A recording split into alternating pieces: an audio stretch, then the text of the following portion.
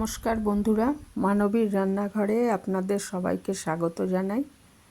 আমার আজকের রেসিপি গোলা রুটি। তো গোলা রুটির একটা রেসিপি আগে শেয়ার করেছিলাম, এটা একটু অন্যরকমভাবে করেছি, ওই জন্য এটা আবার শেয়ার করলাম আপনাদের সাথে। এখানে আমি নিয়ে নিয়েছি চায়ের কাপের 1.5 কাপ মতো আটা, একটা ডিম, একটু ধনেপাতা কুচি, একটু কারি পাতা কুচি, আর কারি পাতাটা আমার গাছের, আর নিয়েছি কিছু পছন্দসই সবজি। আপনারাও নিজেদের পছন্দ মতো সবজি নিতে পারেন। আমি নিয়েছি গাজর, একটু পেঁয়াজ কুচি আছে, টমেটো, ক্যাপসিকাম, এগুলো রয়েছে। ইচ্ছা করলে এর মধ্যে অন্য কিছুও দিতে পারেন, যেমন বিন কড়াই। আর কাঁচা লঙ্কা কুচি নিয়েছি। পেঁয়াজ কুচিটা আমি পরে মিশিয়েছি, এখানে নেই। আর দিয়ে দিয়েছি প্রায় 1 চামচ মতো নুন।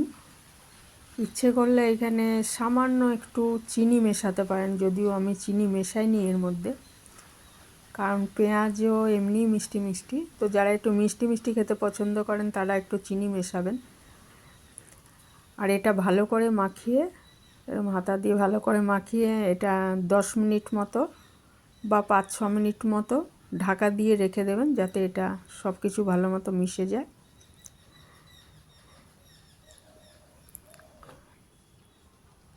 তারপরে এটা আমি একটা ননস্টিক কড়াইতে অল্প অল্প তেল দিয়ে, খুব সামান্য তেল দিয়ে, যাতে না দিলেও হবে, কারণ ননস্টিক প্যানে উঠে যায়।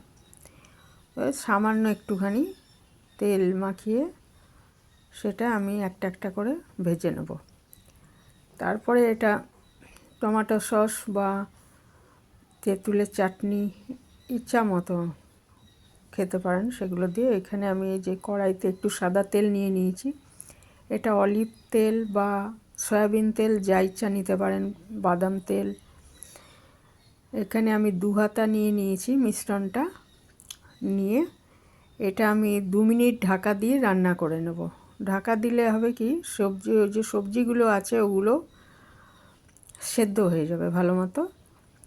আর 2 মিনিট পরে এটা আমি ঢাকাটা খুলে দেখে নেব, যদি ওপরটা শুকনো ভাব থাকে, এবং পাশটা দেখলেও বুঝতে পারবেন, এই যে ওপরটা দেখুন শুকনো ভাব চলে এসছে, তখন এটাকে আমি একটা খুন্তির সাহায্যে উল্টে দেব। উল্টে আবার একই রকমভাবে আমি 2 মিনিট রান্না করে নেব।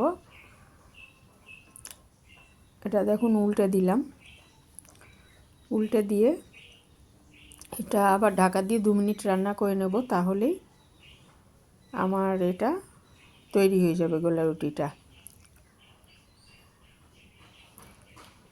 দেখুন আমি অন্য পিঠটাও করে নিয়েছি, যে 2 পিঠটা এরকম দেখাচ্ছে। ইচ্ছা করলে এটা আরও কয়েক সেকেন্ড উল্টে পাল্টে ভেজে নিতে পারেন। নিয়ে এটা নামিয়ে নিতে হবে। আর ওই কড়াইতেই 1 চামচ মতো বা হাফ চামচ মতো তেল না দিলেও হবে, দিয়ে আবার একটা আমি গোলা রুটি একইভাবে ভেজে নেব।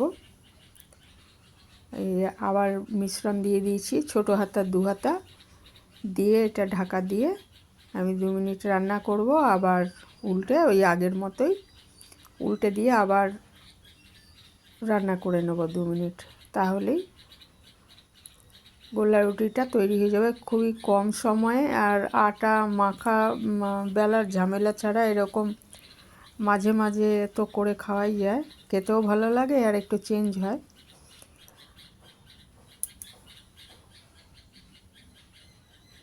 তাই এইভাবে আমি মিশ্রণটা এরকম ভেজে নেব।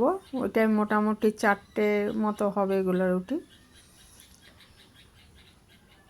দিয়ে এবারে ইচ্ছে মতো টমেটো সস বা তেঁতুলের চাটনি বা টমেটোর চাটনি বা রায়তা, যাই হোক, ওটা দিয়ে এটা খাওয়া যাবে।